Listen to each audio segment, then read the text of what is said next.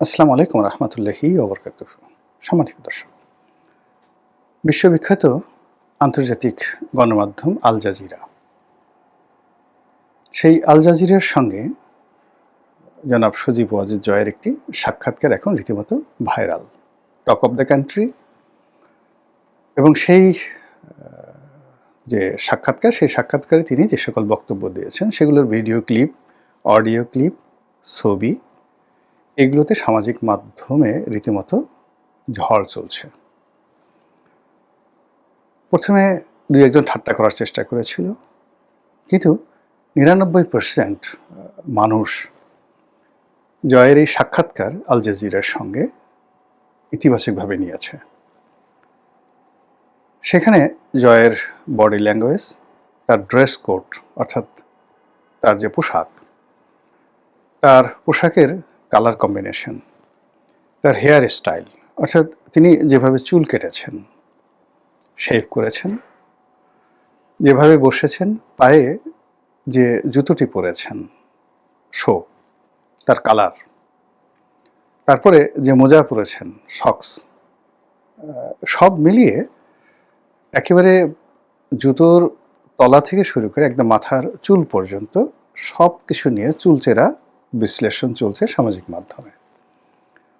অনেকে বলার চেষ্টা করছেন যে না, এটা অ্যাটিটিউড, বাপের বেটা, নেতা হওয়া তো এরকমই হওয়া উচিত। তৃতীয় বিশ্বে তো এই ধরনের স্মার্ট লোক একজনও নেই। আমার কাছে মনে হতো যে কাতারের যে বর্তমান আমির, তিনি এই আমির হিসেবে দায়িত্ব পালন করার আগে কোট টাই পরে তিনি যে সকল ছবি তুলতেন, ঠিক সেখানে নিদারুণ একটা স্মার্টনেস ছিল। বারাক ওবামা, বিল ক্লিন্টন, তাদের পোশাক পরিচ্ছদে অসাধারণ স্মার্টনেস ছিল, বা এখনও আছে। তো সেই দিক থেকে মানে জয়ের যে অভিব্যক্তিটা ফুটে উঠেছে ওই ছবিতে, অর্থাৎ আল জাজিরা সাংবাদিক, তিনিও যথেষ্ট স্মার্ট, ইন্ডিয়ান জেন্টলম্যান। তার পোশাক, তার ড্রেস কোড, তার বসার ভঙ্গি সব মিলিয়ে অসাধারণ। মানে ওই আল জাজিরার সাংবাদিকটিও যে কোনো মানে যাকে বলা হয় সাংবাদিকের জন্য অনুকরণীয় একটি মডেল হতে পারেন আগামীতে। এরকম স্মার্ট সাংবাদিক খুব অল্প দেখা যায়। এবং তার বিপরীতে যেভাবে জনাব সজীব ওয়াজেদ জয় বসেছেন, এটি এখন রাজনীতির জন্য মডেল হয়ে পড়েছে। আর তার বিপরীতে বাংলাদেশ, ভারত, পাকিস্তান যে সকল রাজনীতিবিদ রয়েছেন, অনেকে বলার চেষ্টা করেছেন যে জয়ের মতো এত মেকআপ, গেট আপ, স্মার্টনেস অন্য কোনো পলিটিশিয়ানের নেই। তো আমি একটা স্ট্যাটাস দিয়েছিলাম এই ছবিটা নিয়ে, আপনাদের মতামত চেয়েছিলাম। ও মাই গড! মানে আমি যখন এই ভিডিওটি করছি তখন দেখা গেল যে প্রায় 50 লাখ লোক এটি দেখেছে খুব অল্প সময়ের মধ্যে। প্রায় 1.25 লাখ লোক লাইক দিয়েছে, 20,000-এর উপর কমেন্ট হয়েছে, আর শেয়ার যে কত হয়েছে আমি বলতে পারবো না। তখন আমার কাছে মনে হলো এই বিষয়টি নিয়ে ভিডিও করা উচিত। এখন সেই ভিডিওটি কি জয়ের দালালি করব, জয়কে তেল মারবো, আওয়ামী লীগের দালালি করব, নাকি কি করব? দালালি করাটা আসলে আমার কাছে কেন যেন কখনো হয়ে ওঠেনি। ফুটফাট অনেক কথা বলেছি, কারো পক্ষে গিয়েছে, বিপক্ষে গিয়েছে, আর যে যার মতো করে এটাকে মূল্যায়ন করার চেষ্টা করেছে। তো কাজেই এই যে জয়ের যে সাক্ষাৎকার, সেই সাক্ষাৎকারের বিষয় নিয়ে, তার ছবি নিয়ে এই মুহূর্তে বাংলাদেশে এত মাতামাতি হচ্ছে কেন, এটার সাইকোলজিক্যাল, মনস্তাত্ত্বিক বিষয় নিয়ে প্রথমে আলোচনা করি। প্রথমত হলো যে জয় বা তার পরিবার, তারা তো বাংলাদেশ থেকে উচ্ছেদ হয়ে গেছেন। এই 17 মাসের মাথায় তাদের নাম গন্ধ বাংলাদেশে আসার কথা নয়। তাদের চেহারা দেখলে আমাদের বমি হওয়া উচিত, তাদের কথা শুনলে আমাদের গায়ে কিড়বিড় কিড়বিড় করা উচিত। তাদের কথা যদি কেউ আমাদের সামনে বললে মানে মুহূর্তের মধ্যে আমাদের মুখ ফিরিয়ে নেওয়া উচিত। এই তো হওয়া উচিত। যে ন্যারেটিভ গত 17 মাসে আওয়ামী লীগের বিরুদ্ধে, শেখ হাসিনার বিরুদ্ধে, জয়ের বিরুদ্ধে তোলা হয়েছে, 15 লক্ষ কোটি টাকা পাচার করা হয়েছে, হাজার হাজার মানুষ মেরে ফেলা হয়েছে, দেশের 12টা বাজিয়ে দেওয়া হয়েছে। তো এই বাইরে তাদেরকে যারা পরাজিত করেছে তারা এখন রাষ্ট্র ক্ষমতায়, তো সেখানে তাদের নাম আসবে কেন, জয়কে নিয়ে এত মাতামাতি হবে কেন? এটার মনস্তাত্ত্বিক কারণ কি? কারণটা হলো, প্রথমত এখন যারা আছে তাদের ব্যাপারে জনগণ খুশি নন। 2 নম্বর হলো যে জনগণ এখন যারা আছেন তাদের কাছ থেকে যে আশা করেছেন সেখানে বারবার আশাভঙ্গ হয়েছে তাদের। থার্ডলি হলো আগামীতে যাদের ক্ষমতা আসার সম্ভাবনা তৈরি হয়েছে তাদের ব্যাপারেও জনগণ কোনো ভালো কিছু কল্পনা করতে পারছে না। তো এই ক্ষেত্রে মনের ঝাল মেটানোর জন্য নিজেদের রাগ এবং ক্রোধ মানে দেখানোর জন্য তারা মডেল হিসেবে জয়কে সামনে নিয়ে আসছে। এটা যে শতভাগ জয়ের প্রতি তাদের কারো আনুগত্য আছে, প্রেম আছে, ভালোবাসা আছে, নট লাইক দ্যাট। মানে জয়কে সামনে এনে মানে প্রতিপক্ষকে তারা দমন করতে চাচ্ছে, প্রতিপক্ষের মনে ঈর্ষা তৈরি করতে চাচ্ছে। এটা একটা সাইকোলজিক্যাল ট্রিটমেন্ট। যেমন দেখা গেল যে সতীনের ছেলে দেখলে যেভাবে মানে মানুষের রাগ হয়ে যায়, তো তদ্রূপ এখন জয়কে নিয়ে, শেখ হাসিনাকে নিয়ে, আওয়ামী লীগকে নিয়ে কোনো কথা বললে বর্তমান সরকারের যে একটা রাগ হবে, ক্রোধ হবে, এবং এটা দেখে এই সরকারের ব্যাপারে যারা হতাশ তাদের মনে খুব আনন্দ লাগবে। এই কারণে এই জয়কে নিয়ে এই মুহূর্তে মানুষের মনস্তাত্ত্বিক, এটা মানুষ বলতে কি আওয়ামী লীগের বাইরের মানুষ, আওয়ামী লীগের লোকজন তো মরে গেলেও জয়কে ভালোবাসবে, শেখ হাসিনাকে ভালোবাসবে, বঙ্গবন্ধুকে ভালোবাসবে। আমি আওয়ামী লীগের বাইরের লোকের কথা বলছি, আমজনতা।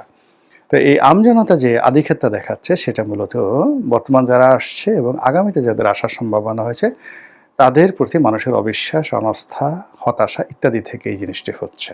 এটা হলো প্রথম একটা বিষয়। দ্বিতীয় যে বিষয়টি সেটা হলো আন্তর্জাতিক গণমাধ্যম কেন এখন জয়, শেখ হাসিনা, আওয়ামী লীগকে নিয়ে মাতামাতি করছে, সেটিও কিন্তু গুরুত্বপূর্ণ একটা বিষয়। এবং এর পিছনে আন্তর্জাতিক রাজনীতি, তাদের যে থিম, তাদের যে চিন্তা চেতনা, আপনারা জানেন যে এই আল জাজিরাই কিন্তু একটা সময় প্রাইম মিনিস্টার্স মেন করেছিল, তো প্রধানমন্ত্রীর কাছের লোক, এবং একাধিকবার আওয়ামী লীগ সরকারের বিরুদ্ধে তারা বিভিন্ন প্রতিবেদন প্রকাশ করে হইচই ফেলে দিয়েছিল এবং শেখ হাসিনাকে যথেষ্ট বিব্রতকর অবস্থায় পড়তে হয়েছে। তো সেই আল জাজিরা কেন এখন ডক্টর মোহাম্মদ ইউনূসের পিছনে লেগেছে? বিএনপি নিয়ে কেন তারা মাতামাতি করছে না? আওয়ামী লীগকে কেন তারা আবার হাইলাইটে নিয়ে আসছে? এর পেছনে মধ্যপ্রাচ্যের রাজনীতি, এর পেছনে আমেরিকার রাজনীতি, এর পেছনে ভারতের রাজনীতি অনেকাংশে জড়িত। থার্ডলি, এই সাক্ষাৎকারে কতগুলো পয়েন্ট সামনে এসেছে। সেই পয়েন্টের মধ্যে যে বিষয়গুলো আমার সবচেয়ে প্রথম নজরে এসেছে সেটা হলো জয় খুব স্ট্রেট এবং ফরওয়ার্ড ওয়েতে যেভাবে উত্তর দিয়েছে আমি এটা কল্পনাও করতে পারিনি। যেমন বলা হয়েছে যে তার মায়ের রাজনীতি কি শেষ? তিনি বলেছেন সম্ভবত শেষ, কারণ তিনি এখন বৃদ্ধ হয়ে গেছেন, তার বয়স হয়ে গেছে। এই যে সাহস, এই শক্তি, এই কথাটি যদি জনাব তারেক রহমান সাহেব 2018 সনে বলতে পারতেন জয়ের মতো করে, তাহলে বেগম খালেদা জিয়ার জন্য অনেক ভালো হতো এবং তাকে সম্ভবত জেলে যেতে হতো না।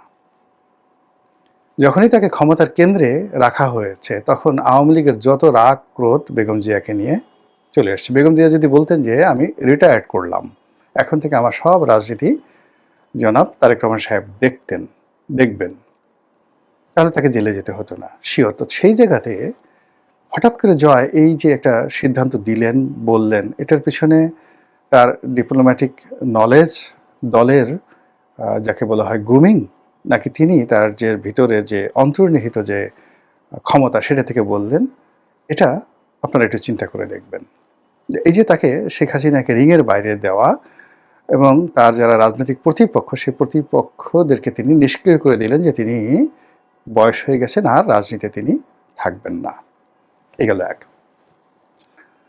তারপর তার মাকে ডিফেন্ড করার এবং জুলাইয়ের গণ অভ্যুত্থান এবং গণহত্যা এই বিষয়গুলো নিয়ে তিনি যে বক্তব্য দিয়েছেন, সেই বক্তব্য আপনি স্বীকার করেন বা না করেন, কিন্তু এই বক্তব্যের যে যুক্তি, সেই যুক্তি আপনি অস্বীকার করতে পারবেন না। আমাদের দেশের লোক বন্দুককে ভয় পায় জমের মতো, লাঠি বাঁশিকে ভয় পায় জমের মতো। আমরা এখন দেখেন একেবারে তরুণ প্রজন্মের যারা নেতা রয়েছেন তাদের ভয়ে আমরা কিভাবে থরথর করে কাঁপছি।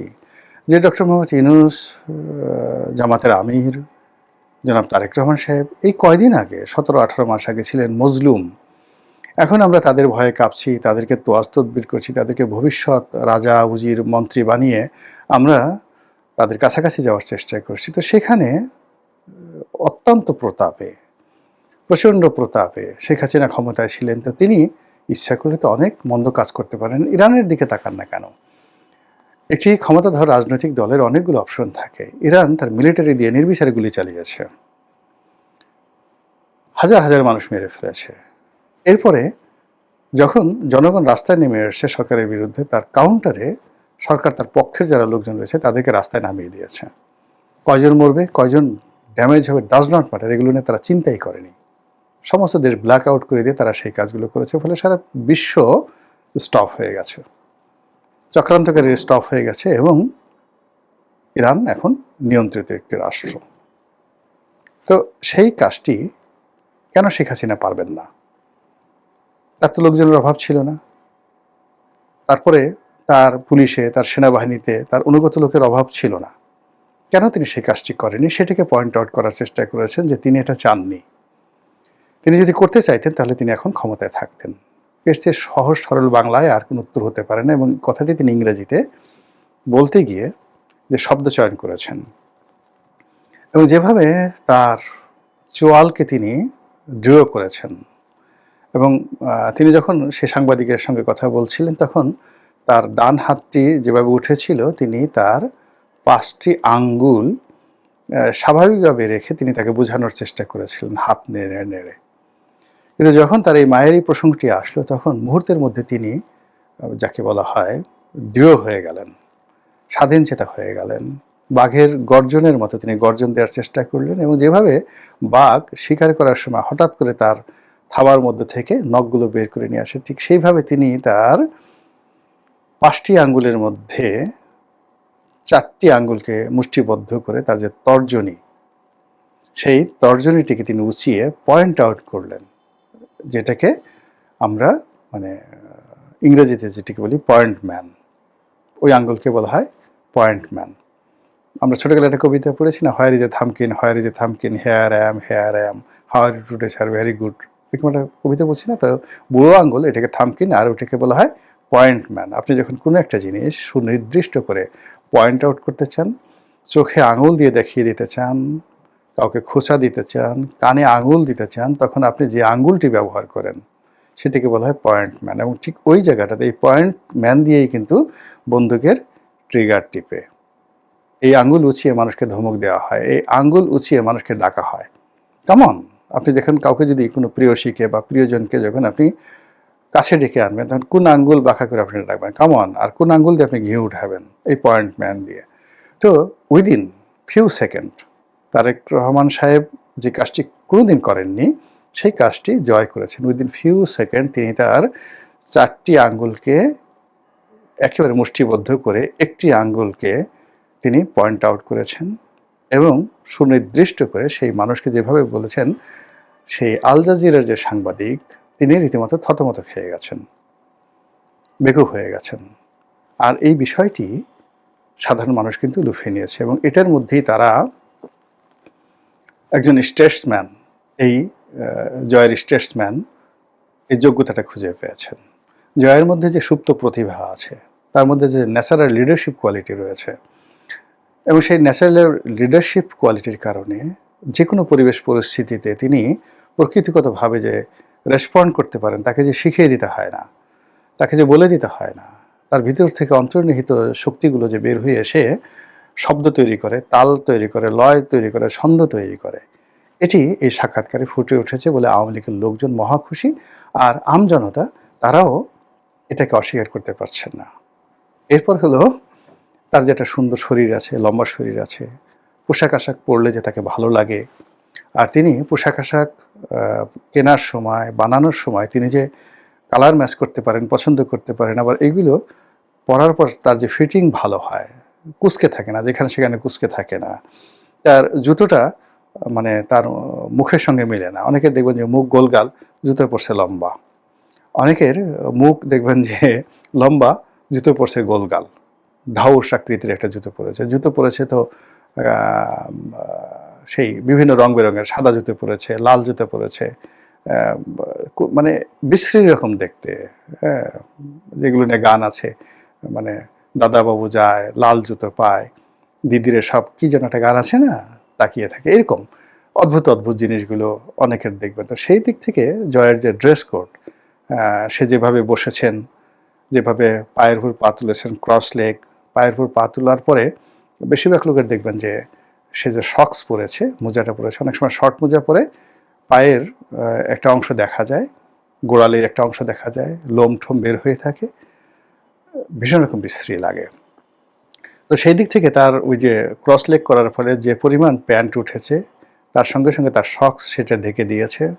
আর সে যেভাবে লম্বা শরীর, সেই লম্বা শরীরের সঙ্গে তার জুতার যে আকৃতি, তার যে ডিজাইন, এই পুরো জিনিসটা এমনভাবে ম্যাচ করেছে।